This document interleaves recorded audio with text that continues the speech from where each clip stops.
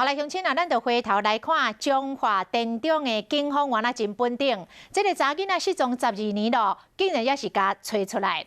当然，这个找人的过程是困难重重，包括这个医疗记录、这个出入境、劳健保，还有金融的消费甲交易的记录，拢找无线索。啊，这个失踪的查囡仔佫无身份证，嘛无去读册。承办的员警甚至认为，这个查囡仔恐惊是凶多吉少。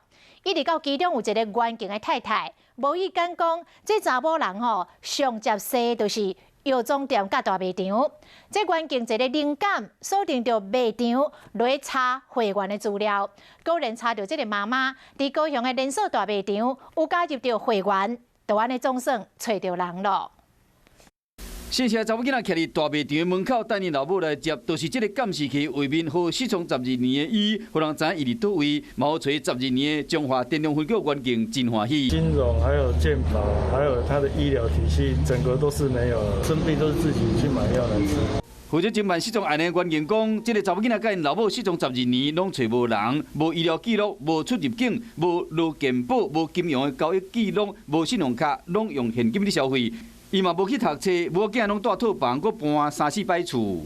查了很久，已经碰到瓶颈了。员警去这个老母因高雄后头厝附近找10外摆，都是找无，一直到有一摆听到因太太无意中咧讲，查某人上爱是药妆生活用品店。只要锁定相关的大卖场，查会员资料，果然查出因老母伫一间大卖场有加会员。调到那个卖场出入口的监视器啊，然后我们沿线就是调阅他行进的路线啊，车子停在一个地方，等车主或者是说使用人去那边牵车。找到乌多摆就找到人啊！员警讲当时因老母看到警察的时嘛，真着惊。他的表情就是想说，奇怪，为什么警方会知道说他在这边？对，那是比较有点那个惊慌的状态。